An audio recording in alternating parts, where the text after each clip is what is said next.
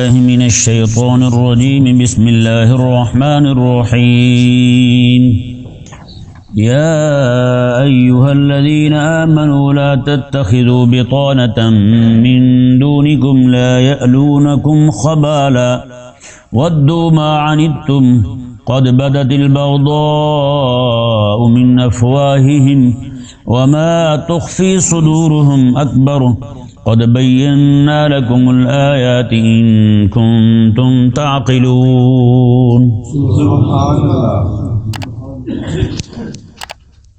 یہ پیچھے جو پہلے بیان ہوا تھا کہ یہ سارے کا سارا مضمون جو ہے اس میں خطاب یہودیوں کے ساتھ ہے، اور آج کا جو آخری درس ہے، آخری سبق ہے، جس میں جہاد باللسان یہودیوں کے ساتھ جو کرنے کا حکم دیا گیا تھا اس کا اختتام ہوگا.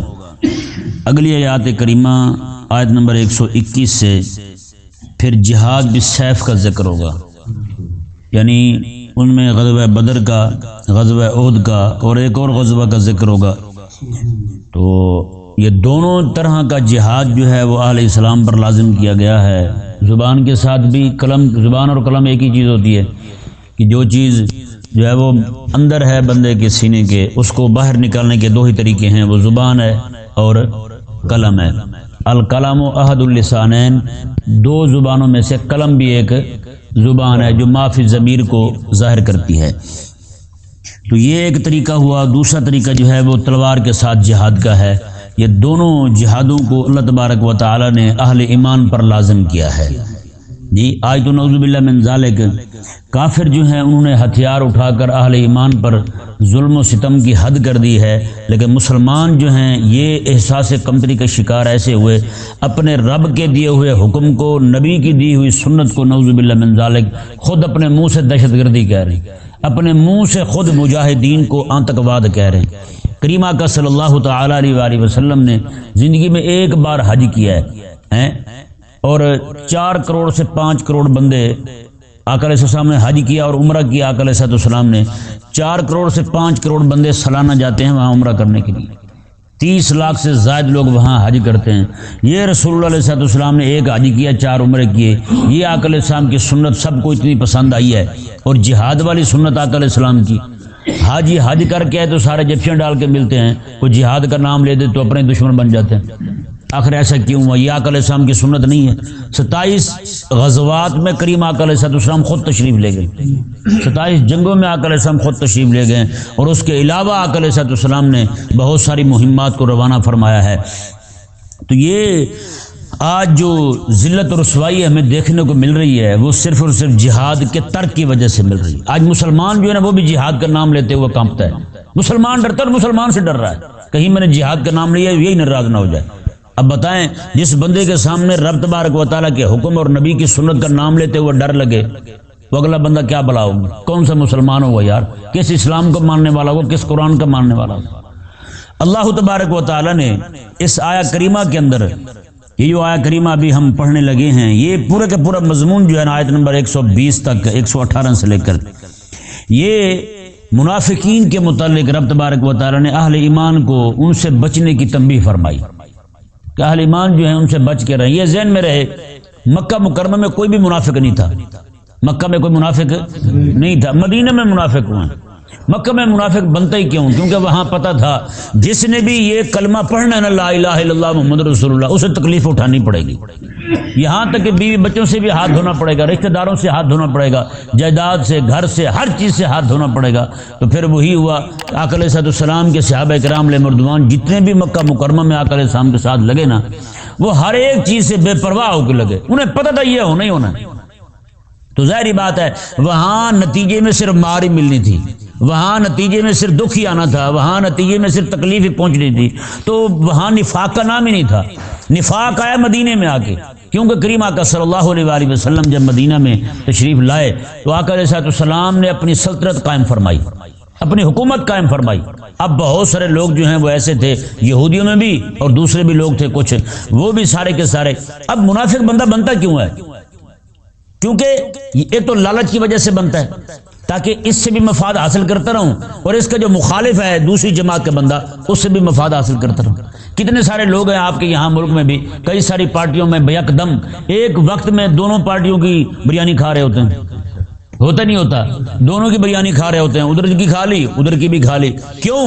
وہ کہتے ہیں یار ہو سکتا ہے یہ جیت جائے، ہو سکتا ہے وہ جیت جائے۔ عمران خان کے جلسے میں ناچنے کو بھی جی کرتا ہے ان کا، اور جناب میاں صاحب بھی بڑا سونا لگتا ہے، میاں شہباز سونا لگتا ہے یا نہیں ایسا؟ دونوں انہیں سونے لگتے ہیں۔ کیوں سونے لگتے ہیں؟ انہیں پتا بھائی کوئی بھی جیت سکتا ہے، کیوں میں جناب ان کھوکھروں کے ساتھ پنگا لوں اور کیوں میں چیموں چٹھوں کے ساتھ لڑائی لوں؟ وہ دونوں کو راضی رکھتا ہے، دونوں کو خوش رکھتا ہے، اندر کھاتے دونوں کے ساتھ ملاقات کرتا ہے۔ یہ ایک یعنی کہ دوسرے کی طرف سے خطرہ پیش آنے کی وجہ سے یہ ہوتا ہے، اور دوسرا لالچ کی وجہ سے ہوتا ہے، اور ایک وہ طبقہ ہوتا ہے جو بزدلوں کا ہوتا ہے، وہ کسی جماعت کے ساتھ کھڑے نہیں ہو سکتے۔ یعنی اس وقت جو ہے آمنے سامنے دو ہی جماعتیں تھی، ایک اہل ایمان کی ایک اہل کفر کی، تو منافقین نے درمیان کا راستہ ڈھونڈا۔ انہوں نے کہا کیوں نہ ہو ایسا کہ ہم جو ہے وہ اندر کھاتے دونوں کے ساتھ ہی بنا کے رکھیں، ممکن ہے یہ مسلمان آگے بڑھ جائیں، ان کو جناب ترقی مل جائے، یہ آگے بڑھ جائیں دنیاوی طور پر، تو کہیں یہ نہ ہو ان کی حکومت مضبوط ہو جائے تو بعد میں ہم انہی کے ہاتھوں پٹتے رہیں۔ اور انہوں نے کہا کہ چلو ان کے ساتھ بھی ملا کے رکھیں، ممکن ہے آگے لڑائیاں ہوتی رہیں تو وہ جیت جائیں، ان کو فتح مل جائے، اور یہ اہل ایمان جو یہ کمزور پڑ جائیں تو بعد میں ہم یہودیوں اور مشرکین اور کفار کے ہاتھوں سے پٹتے رہیں۔ تو اس طرح کر کے ان ذلیلوں نے کیا کیا؟ درمیانی راستہ اختیار کیا، جو ایمان کا تھا نہ ہی کفر کا تھا۔ انہوں نے درمیان کا راستہ جو تھا تو کفر کا ہی، یعنی بظاہر دونوں کے ساتھ کھڑے نہیں ہوئے، حقیقت میں یعنی تھے کافروں کے ساتھ لیکن اندر کھاتے، یعنی بظاہر مسلمانوں کو آگے کہتے تھے ہم آپ کے ساتھ ہیں، قالوا آمنا، وہ کہتے ہم ایمان لے آئے، ٹھیک ہے نہیں، حالانکہ تھے وہ کافر۔ وَإِذَا خَلَوْا إِلَىٰ شَيَاطِينِهِمْ قَالُوا إِنَّا مَعَكُمْ، وہ جا کے کافروں کو کہتے تھے، اپنے شیطانوں کو کہتے تھے ہم تمہارے ساتھ ہیں، إِنَّا مَعَكُمْ وَإِنَّمَا نَحْنُ مُسْتَهْزِئُونَ، ہم تو ویسے مسلمانوں کے ساتھ مخول کر رہے تھے، نعوذ باللہ من ذالک۔ تو کریم آقا صلی اللہ علیہ وسلم نے اس منافق بندے کے بارے میں پتہ کیا فرمایا؟ آقا علیہ السلام نے ارشاد فرمایا کہ اس کی مثال جو ہے نا منافق بندے کی، وہ شہوتی بکری والی ہے۔ بکری جس کی شہوت بھڑک اٹھے نا جی، وہ کبھی اس ریوڑ میں جاتی ہے بکری کی تلاش میں، کبھی اس ریوڑ میں جاتی ہے۔ یہ اتنی بڑی مثال امام الانبیاء علیہ السلام نے دی ہے، میں نہیں دے رہا اپنی طرف۔ آقا علیہ السلام نے فرمایا کہ منافق بندہ جو ہے اس کی مثال شہوت بھڑکی ہوئی بکری والی ہے، کہ وہ کبھی ادھر جائے گی کبھی ادھر جائے گی۔ یہی حال ان ذلیلوں کا ہوتا ہے، ان کی بھی شہوت بھڑکی ہوئی ہے پیسوں والی، ان کی بھی شہوت بھڑکی ہوئی ہے لالچ والی، یہ بھی جناب کبھی ادھر جاتے ہیں کبھی ادھر جاتے ہیں، کبھی ادھر منہ مارتے ہیں کبھی ادھر منہ مارتے ہیں، ہے یا نہیں؟ مطلب یہ سیاسی پارٹیوں کی بات نہیں کر رہا ہوں میں، بات کر رہا ہوں لبرل اور سیکولر لوگوں کی، ہے جی۔ جب بات آئے ایمان کی تو ایک دم جناب وہ نہیں جی ہم تو مسلمان ہیں، ہم تو کلمہ پڑھنے والے ہیں جی، ہماری طرف بھی آتے ہیں، اور ساتھ جیسے ہمارے پاس سے جاتے ہیں جناب منافقین کے پاس بیٹھتے ہیں، اپنے جیسوں کے پاس بیٹھتے ہیں، وہاں جا کے کہتے ہیں جی یہود و نصارہ سے تو بڑا امن والا ہے ہی نہیں دنیا میں، ہے یا نہیں ایسا؟ تو آج کے دور کے اندر اگرچہ عملاً نفاق پایا جا رہا ہے، ہم کسی پہ ایسے حکم نہیں لگا سکتے کہ یہ جناب پکا یہ منافق ہی ہے، لیکن وہ زنادقہ کا ٹولہ جو ہے وہ بہت بڑی تعداد میں موجود ہے۔ بتائیں نا، جس کے ساتھ رب تبارک و تعالیٰ فرمائے کہ دشمنی رکھ، ان کے ساتھ دشمنی رکھنا فرض ہے، یہودیوں کے ساتھ اور نصرانیوں کے ساتھ، اور اس کے دل ان کے ساتھ دھڑکتے ہیں، بتائیں یہ کون سا مومن ہوا بھائی؟ جن کے ساتھ دشمنی رکھنی فرض تھی اسے وہ اچھے لگیں، جن کے ساتھ دوستی رکھنی مسلمانوں کے ساتھ وہ فرض تھی، ان کے ساتھ ان کو نفرت ہو۔ دیکھیں جی آیت مبارکہ کیا فرما رہی، اللہ تبارک و تعالیٰ نے ارشاد فرمایا یا ایھا الذین آمنوا لا تتخذوا بطانۃ من دونکم لا یالونکم خبالا، اے ایمان والو، یہ ذہن میں رہے یہاں پر ایمان والا لفظ کیا ہے کرنا، دو گروہوں کو شامل کیا گیا۔ ایک تو مخلص اہل ایمان جو تھے وہ تو یہودیوں کے ساتھ بالکل کٹے ہوئے تھے، ان کا کسی طرح کا کوئی تعلق ہی نہیں تھا یہودیوں کے ساتھ، اور جو منافقین تھے نا ظاہری بات ہے ایمان کا دعویٰ تو وہ بھی کرتے تھے، نماز تو پڑھتے تھے مسلمانوں کے ساتھ۔ یہاں پر حقیقتاً مومن صحابہ کو کہا گیا، اور لفظاً مومن جو ہے ظاہری طور پر مومن، کیونکہ ظاہراً کلمہ پڑھتے تھے منافق، انہیں بھی اس خطاب میں شامل کیا گیا، انہیں بھی یہاں شامل کیا گیا۔ یعنی مومنوں کو یہ حکم دیا گیا کہ آپ جس طرح ان کے ساتھ قطع تعلق ہو چکے ہو، منقطع ہو چکے ہو ہر طرح کے حوالے سے، آپ اسی پہ پکے رہنا، اور منافقوں کو کہا گیا تم مخلص ہو جاؤ، بندے کے پتر بن جاؤ تم۔ یہ نہیں سمجھ آیا مسئلہ؟ یا ایھا الذین آمنوا میں خطاب دونوں کو ہے۔ دیکھیں جی، لا تتخذوا بطانۃ من دونکم، تم اپنوں کو چھوڑ کر دوسروں کو اپنا رازدار نہ بناؤ۔ اپنوں کو چھوڑ کر انہیں اپنا رازدار نہ بناؤ۔ آج بتائیں یار ہمارے ملک کے حکمرانوں کے رازدار ہم ہیں یا کافر ہیں؟ باہر کے کافر ہیں، کافر ان کے رازدار ہیں، وہ بھی یہود و نصارہ۔ ہمارے ملک میں جو کچھ ہو رہا ہے ہمیں پتہ نہیں ہوتا، انہیں پتہ ہوتا ہے، انہیں سارا پتہ ہوتا ہے۔ وہ کہتے ہیں جب تیرے اپنے ملک کے تیرے اپنے راز جو ہے نا تیرے دشمنوں تک پہنچ جائے نا تو یقین کر لے تیرے دشمنوں میں کوئی، تیرے دوستوں میں کوئی منافق ہے، تیرے دوستوں میں کوئی منافق ہے جو تیری باتیں آگے منتقل کر رہا ہے، نعوذ باللہ من ذالک۔ اب بتائیں جی ایٹمی اثاثے پاکستان کے ہوں اور امریکہ بیٹھا کہے کہ محفوظ ہاتھوں میں ہیں، ہمیں پتہ ہی نہیں کہاں رکھیں ہیں۔ امریکہ کو تسلی ہے کہ محفوظ ہاتھوں میں ہے، مطلب کیا ہے؟ اس کے ہاتھوں میں ہے تو کہہ رہا ہے نا کہ نہیں سمجھ آ رہا؟ اوے ایک گلا میں سنے کرو یار، تھوڑے فائدے واسطے کہ نہیں؟ ہاں دیکھیں جی اللہ تبارک و تعالی نے ارشاد فرمایا لا یعلونکم خبالا، اور تم انہیں اپنے راز نہ بتایا کرو کیونکہ یہ تمہیں تکلیف پہنچانے میں ذرہ بھی کوتاہی نہیں کرتے، یہ تمہیں تکلیف پہنچانے میں، اذیت پہنچانے میں۔ وہ اپنی جماعت منافقین کی جماعت کو یہودی جو ہیں اس لیے داخل کرتے تھے اہل ایمان میں تاکہ ایک تو اندر کے راز معلوم کر کے ہمیں بتائیں کہ جب یہ جہاد کی تیاری کرنے لگے یا کچھ بھی کرنے لگے ہمیں پتہ ہو، اور دوسرا یہ کہ اندر رہ کر انہیں کمزور کریں، اہل ایمان کو کمزور کریں۔ اور یہی ہوتا تھا جب بھی جہاد میں جاتے تھے یہ ذلیل باہر ہی کھڑے ہو کہتے تھے اب مارے جان گے، یہ نہیں بچتے۔ یہ جناب ایسی بزدلی والی باتیں کرنی، لوگوں کو بھی بد دل کرنے کے لیے، لوگوں کو بھی کمزور کرنے کے لیے اندر سے ہوتا ہی نہیں ہوتا ایسا، یہی کرتے تھے وہ۔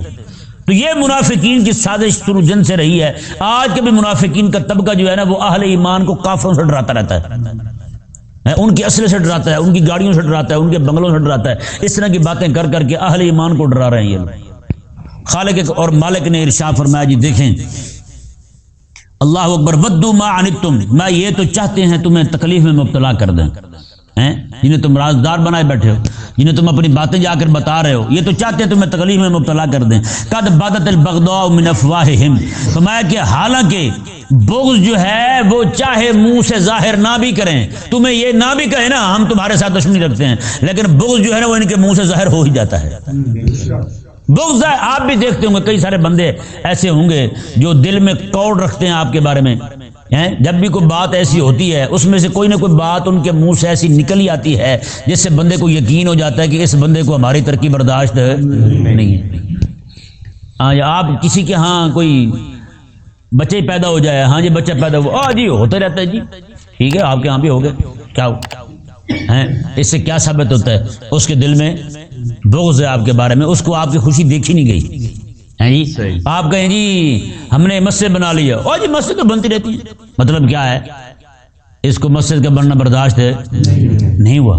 تو اس طرح کر کے باتیں جو ہے نا وہ ان کے اندر کا بغض جو ہے رب تبارک و تعالی نے ہم نے تمہیں عقل دے رکھی ہے، فہم دے رکھی ہے، تمہیں پتہ چل جاتا ہے اہل ایمان کو فتح ہو گئی جی فلاں جنگ میں، اچھا جی کون سی بڑی بات ہے، اگلی میں پکڑے جائیں گے، ہو سکتا اگلی بار وہ سارے اکٹھے ہو کے آ جائیں تم پر چڑھائی کر دیں۔ یہ باتیں جو ہے نا بغض کو ظاہر کرنے والی ہیں۔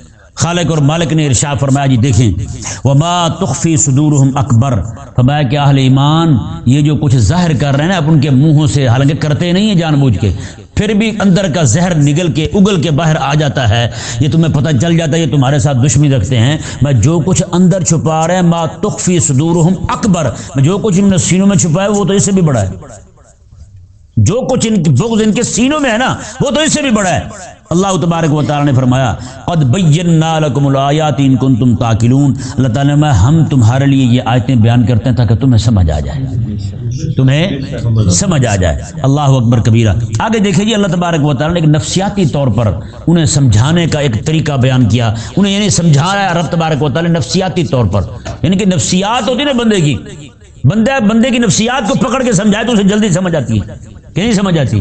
اللہ تبارک و تعالی نے کیا ارشاد فرمایا جی دیکھیں اللہ تعالی نے فرمایا دیکھو یہودی جو ہیں، تم یہودیوں کے نبی حضرت موسیٰ علیہ السلام تم بھی مانتے ہو انہیں، تم بھی مانتے ہو انہیں، ان کے دین کو تم بھی مانتے ہو، جو دین وہ لے کر آتے، جو دعوت لے کر آتے دعوت توحید اس کو تم مانتے ہو، جو کتاب موسیٰ علیہ السلام لائے اسے بھی تم مانتے ہو۔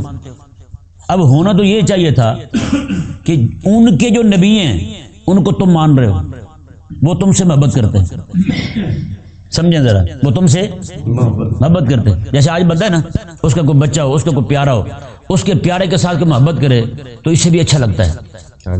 کسی کے بچے کو اٹھا کے کوئی بندہ بوسہ دے لے تو اسی بھی اچھا لگے گا، یار میرے بچے سے بھی محبت کرتا ہے. اگر کوئی بندہ کسی کے بچے کو کراہت کی نگاہ سے دیکھے تو ظاہری بات ہے اسے بھی برا لگے گا، یار اسے ہمارے بچے اچھے نہیں لگتے تو ہم کہاں اچھے لگتے ہوں گے، دفعہ مارو اسے. ہوتا یہ نہیں ہوتا. یہ صرف میں نے سمجھانے کے لیے کہا ہے.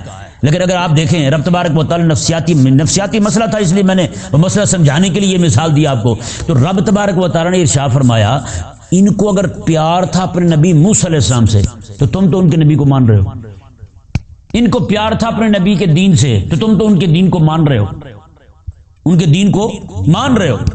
ان کو پیار تھا اپنی کتاب سے، تم تو ان کی کتاب کو مان رہے ہو. اب ہونا یہ چاہیے تھا ان کے نبی کو، ان کی کتاب کو، ان کے دین کو ماننے کی وجہ سے وہ تم سے محبت کرتے ہیں، اور وہ تمہارے نبی کا انکار کر رہے ہیں، تمہارے قرآن کا انکار کر رہے ہیں، تمہارے دین کا انکار کر رہے ہیں. ہونا یہ چاہیے تھا تمہیں ان سے نفرت ہوتی، تمہیں ان سے نفرت ہوتی. کیسا مسئلہ بیان کیا رب تعالیٰ نے یار. سبحان اللہ. بھئی تم ان کے نبی کو مانو، تم ان کی کتاب کو مانو، تم ان کے دین کو مانو. ان کے دین کو پر حق مانتے نہیں مانتے ہم. شریعت کے جو احکامات ان پر نازل ہوئے ہم ان کو حق مانتے ہیں. وہ ایک الگ بات ہے کہ ہم ان میں سے بہت سارے احکامات جو ہیں ان کی شریعت کے ان پر عمل پیرا نہیں ہے. اللہ تبارک و تعالی نے ان کی جگہ ہمیں اور احکامات عطا فرمایا. سمجھ آیا نا مسئلہ؟ یعنی تم ان کے نبی کو مانو، تم ان کے دین کو مانو، تم ان کی کتاب کو مانو. ہونا یہ چاہیے تھا کہ وہ تم سے محبت کرتے اور وہ تمہارے نبی کا انکار کریں، تمہارے دین کا انکار کریں، تمہارے قرآن کا انکار کریں. ہونا یہ چاہیے تم ان سے نفرت رکھو کہ وہ تمہارے نبی کو نہیں مان رہے، تمہارے قرآن کو نہیں مان رہے، تمہارے دین کو نہیں مان رہے. ہونا یہ چاہیے تم ان سے نفرت کرو. لیکن اس کے برعکس ہو گیا. تم ان کے نبی کو مان کے، قرآن ان کی کتاب کو مان کے، تم ان کے دین کو مان کے، نبی کو مان کے تم ان کے ٹھہرے مبغوض، انہیں ہوئی تم سے نفرت. اور وہ تمہارے نبی کے دین کا انکار کر کے، تمہارے نبی کا انکار کر کے، تمہارے نبی کی دشمنیاں مول لے کر پھر بھی تمہارے محبوب ہوں. بتائیں یار اس سے بڑی بات بھی کوئی ہو سکتی ہے؟ دشمنی کا اگر معیار پوری کائنات میں دیکھا جائے نا یار، اس سے بڑا کوئی معیار نکلتا ہی نہیں، کہیں بھی نہیں نکلتا. اتنا بڑا معیار رب تبارک و تعالی نے دیا ہمیں. یہ دیکھیں، ہاں تم اولئک تحبونہم، میں یہی ہیں وہ لوگ جن کے ساتھ تم محبت کرتے ہو. ولا یحبونکم، وہ تو نہیں کرتے محبت تمہارے ساتھ. وتؤمنون بالکتاب کلہ، تم تو ساری کتابوں کو مانتے ہو، تم تو ساری کتابوں کو مانتے ہو. وہ تو نہیں مانتے. تم تو نبی مانتے ہو ان کے، وہ تو نہیں مانتے تمہارے نبی کو. تم تو دین مانتے ہو ان کا، وہ تو نہیں مانتے تمہارے دین کو. وَإِذَا لَقُوكُمْ قَالُوا آمَنَّا، یہ جب تمہارے پاس آتے ہیں تو کہتے ہیں آمنا، ہم ہی مان لائے. وَإِذَا خَلَوْا عَضُّوا عَلَيْكُمُ الْأَنَامِلَ مِنَ الْغَيْظِ، اور جب یہ اپنوں کے پاس چلے جاتے ہیں، تمہارے پاس سے چلے جاتے ہیں تو وہاں جا کر اپنی انگلیوں کے پورے جو ہے نا، انگلیاں اس طرح کر کے ان کو چباتے ہیں غصے کی وجہ سے. ہمارے ہاں ایک بولا جاتا ہے دانت پیسنا، کسی کو غصہ ہے تو اس طرح دانت پیستے کرتے نہیں کرتے ایسے. وہی عربی میں کہتے ہیں عَضُّوا عَلَيْكُمُ الْأَنَامِلَ مِنَ الْغَيْظِ، فرمایا کہ وہ اپنی انگلیاں منہ میں چبا کر اس طرح کر کے غصے کی وجہ سے چباتے تھے اپنی انگلیوں کو. میں کہ تمہارے سامنے کھڑے ہو کے اپنے آپ کو عاشق رسول کہتے ہیں، لیکن جب یہ اکیلے جاتے ہیں، تنہائی میں جاتے ہیں، خلوت میں جاتے ہیں، اس وقت تو اپنی انگلیاں چباتے ہیں. اتنا کوڑ، اتنا زہر بھرا ہوا ہے ان کے اندر تمہارے خلاف، اور تم ان پہ صدقے باری جا رہے ہو. ہاں جی، آج کے کافر یہودی اور نصرانی جو ہے وہ کیسا دشمن ہے ہمارا، لیکن مجال ہے کہ ان کلمہ پڑھنے والوں کو سمجھ آ جائے کہ ہمارے وہ دشمن ہیں. اوپر سے ہم جنہیں سمجھا رہے ہیں ہم انہیں دشمن لگتے ہیں. یہودی اور نصرانی نے اپنے سجن اور دوست لگتے ہیں انہیں. اللہ تبارک و تعالی نے ارشاد فرمایا فما قل موتوا بغیظکم، حبیبہ فرما دیں مر جاؤ تم اسی جلن میں، اسی کڑھن میں مر جاؤ، تمہیں موت آ جائے، ہمیں کوئی پرواہ نہیں ہے تمہاری. یہ رب تبارک و تعالیٰ اپنے حبیب کو فرما رہا ہے، حبیب آپ یہودیوں کو کہہ دیں مر جاؤ تم، ہمیں کوئی ضرورت نہیں ہے، کوئی پرواہ نہیں ہے تمہاری، جاؤ بھاڑ میں تم جاؤ. اور یہی بات ہم ان ذلیلوں کو بھی کہتے ہیں جن کو مسلمانوں سے بڑھ کر کافر خیر خواہ لگتے ہیں. قل موتوا بغیظکم، تم بھی مر جاؤ ڈوب کے، ہمیں تمہاری بھی کوئی پرواہ نہیں. کیونکہ اسلام جو ہے نا وہ معیار دیکھتا ہے، مقدار نہیں دیکھتا کہ یہ جناب اتنے 500 کٹے اکٹھے ہو جائیں، ان میں بندہ ایک بھی نہ ہو، کام کا ایک بھی نہ ہو. نہیں، ضرورت ہی نہیں ہے. اسلام نے جو بندے تیار کیے نا، آپ مکے میں دیکھ لیں کیسے تیار کیے ہیں بندے.